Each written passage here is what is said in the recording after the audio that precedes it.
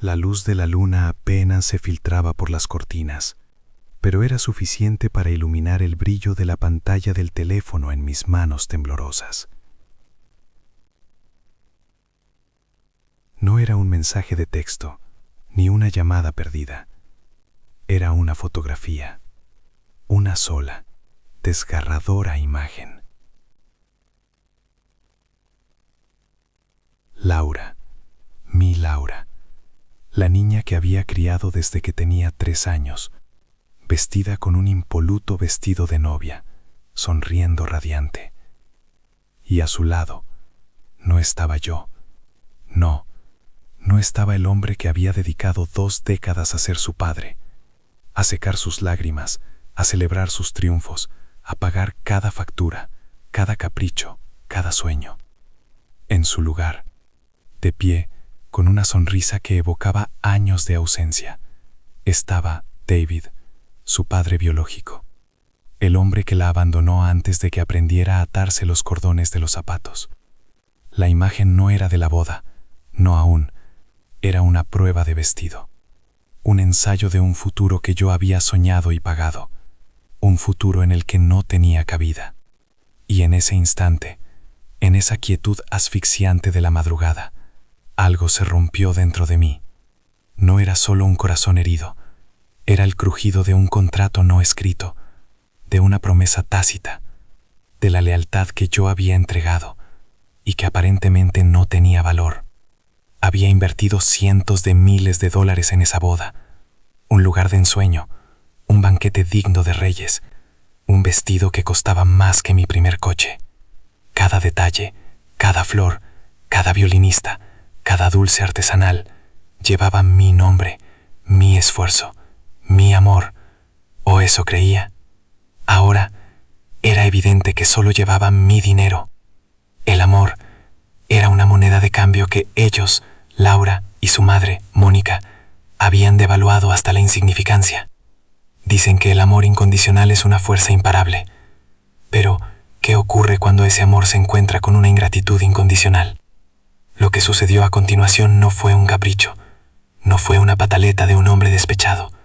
Fue una lección, una declaración, y la venganza, en este caso, fue un plato que se sirvió no frío, sino cancelado. Preparados para escuchar la historia de cómo una sola imagen detonó la anulación de la boda más cara que jamás se haya planeado. Para entender la magnitud de esa traición, debemos retroceder. Ricardo no era un recién llegado a la vida de Laura. Cuando conoció a Mónica, Laura era una niña de 3 años, con ojos grandes y curiosos, que buscaba desesperadamente una figura paterna. David, el padre biológico, había sido una sombra fugaz, una promesa rota que se desvaneció, con cada llamada no respondida, con cada cumpleaños olvidado. Ricardo, en cambio, estuvo ahí. Estuvo en su primer día de escuela, en sus obras de teatro de jardín de infancia, en sus primeras victorias deportivas, en sus noches de fiebre, en cada momento que importaba. Él le enseñó a andar en bicicleta, la ayudó con sus tareas de matemáticas y la llevó a la universidad. Financió sus sueños, sus estudios y su vida, no solo con dinero, sino con tiempo, paciencia y un amor que, para él, no distinguía entre sangre y elección.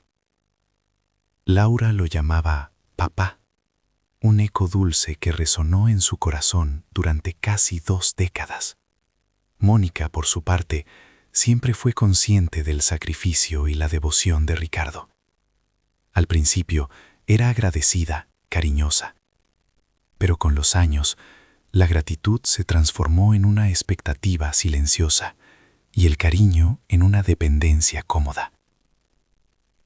Ricardo era el pilar económico y emocional de la familia, y Mónica parecía considerarlo un rol inmutable, casi una obligación. Él proveía, ella administraba y Laura recibía. Así de simple. La propuesta de matrimonio de Laura con su prometido, Carlos, Fue un momento de alegría desbordante. Ricardo sintió un orgullo inmenso. Este era el culmen de todo lo que había construido, una familia. Y como era de esperar, se ofreció a cubrir todos los gastos de la boda. «Quiero que sea el día más feliz de tu vida, mi niña», le dijo, sus ojos llenos de lágrimas de felicidad. Y Laura lo abrazó con fuerza, susurrando: «Gracias, papá. Eres el mejor». Esas palabras, ese abrazo, resonaron en su memoria mientras recorría los innumerables catálogos, se reunía con los planificadores de bodas más exclusivos y negociaba con proveedores de alta gama. Contrató el lugar más prestigioso de la ciudad, un jardín botánico con vistas al océano. El catering sería de un chef con estrellas Michelin. El vestido de Laura, un diseño exclusivo, confeccionado a medida por una boutique de renombre. La lista de invitados incluía más de 300 nombres. La orquesta, las flores, los favores, la luna de miel en las Maldivas. Cada detalle fue curado con el mismo amor y dedicación que Ricardo había puesto en la crianza de Laura. Las facturas se apilaban, los depósitos se realizaban, pero Ricardo no sentía el peso. Sentía la satisfacción de ver la felicidad en los ojos de Laura y Mónica. Al menos, eso era lo que creía ver. La primera señal de que algo andaba mal fue sutil, casi imperceptible. Un comentario casual de Mónica sobre el interés de David en la boda. Ricardo frunció el ceño. David, ¿de dónde salía ahora? Habían pasado años sin una palabra. Ricardo preguntó a Mónica, quien restó importancia al asunto. «Oh, ya sabes, David se enteró por un amigo en común. Solo quería felicitar a Laura. No es nada». Pero en los días siguientes, el nada empezó a tomar forma. Laura mencionaba a David con una frecuencia creciente. «Papá David llamó para ver cómo iba el plan de asientos». «Oh, papá David tiene un contacto para los fuegos artificiales». Ricardo notó el cambio en la terminología. «Papá David» no era el papá al que él estaba acostumbrado. Era una división, una redefinición. Intentó hablar con Laura al respecto. «Cariño, ¿por qué David está tan involucrado de repente? ¿No crees que es un poco extraño después de tanto tiempo?» Laura, por primera vez, se mostró evasiva. «Oh, solo quiere recuperar el tiempo perdido, papá. Es mi boda, no hay problema». La respuesta de Laura le dejó un sabor amargo. Era su boda, sí, pero también era suya la traición. La tensión creció como una niebla silenciosa en la casa. Ricardo sentía una punzada cada vez que el nombre de David era pronunciado con ligereza. Él, el que había sacrificado tanto, ahora se sentía como un intruso en su propia familia, o al menos en la narrativa de su familia. Mónica, al ver su malestar, lo reprendía suavemente. «No seas celoso, Ricardo. Es el padre biológico de Laura. Tiene derecho a estar presente en la vida de su hija». «Derecho». La palabra resonó hueca. ¿Dónde estaban sus derechos cuando Laura tenía fiebre o necesitaba un consejo sobre su futuro? ¿Dónde estaba él cuando Ricardo pagaba los libros de texto o las clases de ballet? Pero Ricardo, cegado por el amor, o tal vez por la negación, se obligó a creer que solo era una fase, que Laura nunca olvidaría quién realmente estuvo ahí para ella. Y luego, llegó esa noche. La noche en que la imagen de Laura y David, sonriendo juntos en el probador de vestidos, apareció en su feed de Instagram. No era solo la foto, era la descripción, un emoji de corazón, y las palabras que la acompañaban, escritas por Laura: «Ensayo con el hombre que me entregará en el altar». ¡Qué emoción! El mundo de Ricardo se detuvo. No había un papá, no había papá Ricardo, solo había una fría, innegable verdad. No era el miedo a la ausencia de David lo que lo había atormentado, sino la certeza de su propia exclusión. La imagen era el puñal, las palabras, el giro de la hoja. La promesa susurrada de «eres el mejor» se había desvanecido, sustituida por una frialdad calculada. El hombre que la entregaría en el altar, el honor supremo, el símbolo de la transferencia de una vida, de un amor, de una responsabilidad, se le había arrebatado, no por un extraño, sino por la hija que amaba, con la complicidad de la mujer que decía amarlo. La ira, una furia fría y controlada, comenzó a gestarse. Pero no era solo ira, era una profunda tristeza, una sensación de ser utilizado, de ser un mero proveedor, un cajero automático con sentimientos. Y entonces, la madrugada dio paso al amanecer, y con ella, una decisión irrevocable. El sol ya se alzaba cuando Ricardo se levantó de la cama, la decisión grabada a fuego en su alma. No había vuelta atrás. Despertó a Mónica con una suavidad que desmentía la tormenta que llevaba dentro. «Tenemos que hablar», dijo, su voz grave, desprovista de emoción. Mónica, con el ceño fruncido, sintió la tensión. La conversación fue brutal. Ricardo le mostró la foto, la infame publicación de Instagram. «¿Sabías esto, Mónica? ¿Sabías que Laura planeaba que David la entregara en el altar, mientras yo, el hombre que ha pagado hasta el último alfiler de esta farsa, soy relegado a la mesa de los invitados de segunda?» Mónica titubeó, su rostro palideciendo. «Ricardo, no es para tanto. Es su padre biológico. Es un gesto simbólico.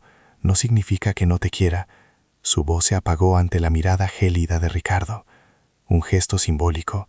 Un gesto simbólico que me excluye del honor más grande en la vida de una hija, después de 20 años, después de cientos de miles de dólares.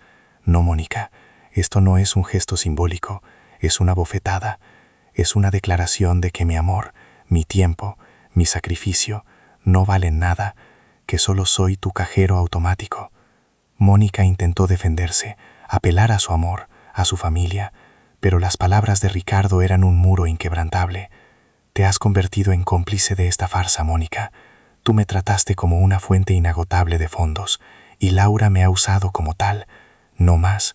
El silencio en la habitación era ensordecedor. Ricardo se levantó, su figura imponente. «He tomado una decisión». Mónica lo miró con terror en los ojos. Sabía lo que venía. No había necesidad de que lo dijera. Se apresuró a llamar a Laura, con la voz temblorosa, intentando de alguna manera detener lo inevitable, pero ya era demasiado tarde. Ricardo ya había comenzado.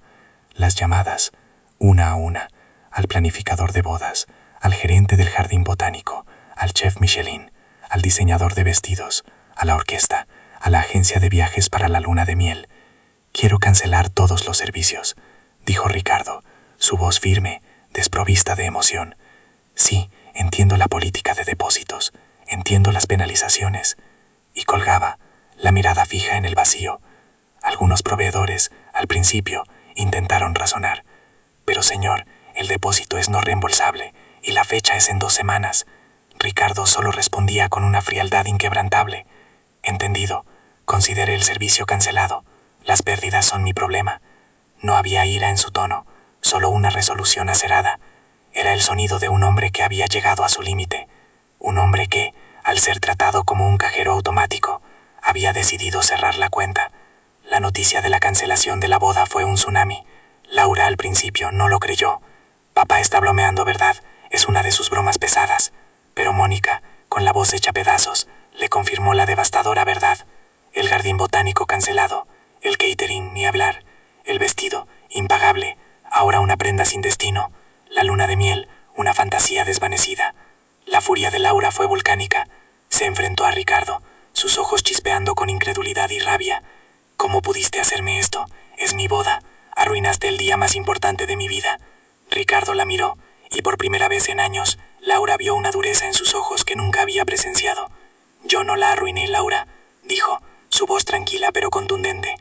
«Tú la arruinaste, tú y tu madre. Mi amor no tiene precio, pero mis servicios financieros sí. Y cuando me relegas, cuando me usas, cuando me traicionas, cierro el grifo. David te entregará en el altar.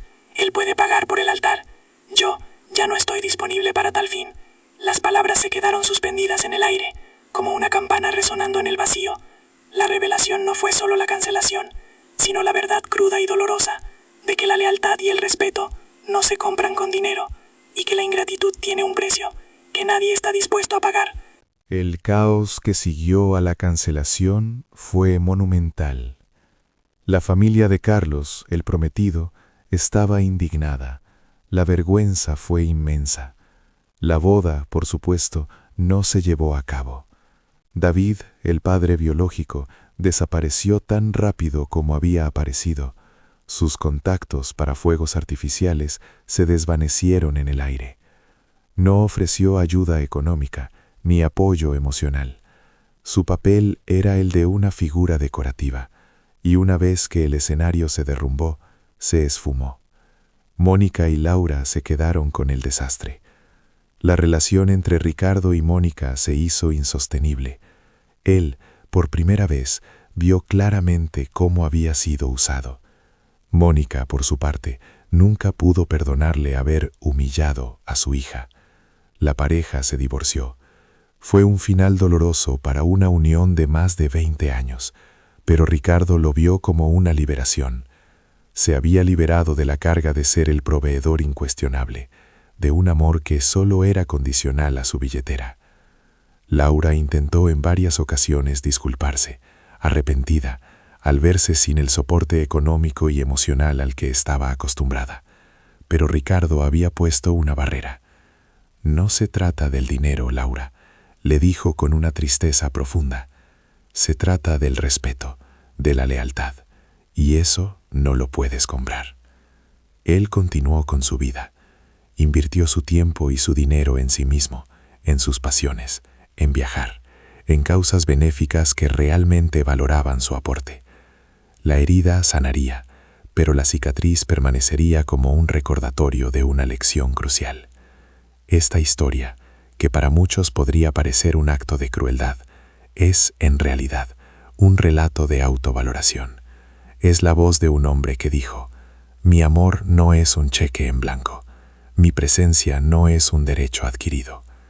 Nos obliga a reflexionar hasta dónde estamos dispuestos a llegar por aquellos a quienes amamos. Y, más importante aún, hasta dónde permitimos que nos utilicen. Porque al final, el amor debe ser un intercambio mutuo de respeto y aprecio, no una transacción unilateral. Y a veces, la mayor prueba de amor propio es saber cuándo decir no más. Esta historia de traición y retribución ha llegado a su fin, pero su eco resuena con preguntas profundas. ¿Fue Ricardo justo en su decisión o fue demasiado severo? ¿Es el amor familiar realmente incondicional o tiene sus límites? ¿Alguna vez se han sentido utilizados o infravalorados por aquellos que más aprecian? Quiero leer sus pensamientos. Cuenten sus propias experiencias en los comentarios. ¿Qué hubieran hecho ustedes en la posición de Ricardo? Sus opiniones son el alma de este canal, y cada comentario nos ayuda a desentrañar la complejidad de la condición humana. Si esta historia te ha dejado pensando, si te ha tocado una fibra sensible, no olvides darle un me gusta a este video. Tu apoyo nos ayuda a seguir trayéndote estas narrativas que desafían la percepción y exploran los misterios ocultos en las vidas cotidianas. Y si aún no lo has hecho, asegúrate de suscribirte a nuestro canal. Activa la campanita para no perderte ni una sola de nuestras historias intrigantes, donde cada semana desenterramos verdades impactantes y giros inesperados. Tenemos muchas más historias por contar, relatos de venganza, de amor no correspondido, de misterios familiares y decisiones que cambiaron destinos para siempre. Hay un video en pantalla ahora mismo que estoy seguro te mantendrá al borde de tu asiento. Gracias por acompañarme en este viaje al corazón de la traición y la justicia personal. Hasta la próxima. Manténganse curiosos y nunca dejen de cuestionar lo que parece ser la verdad.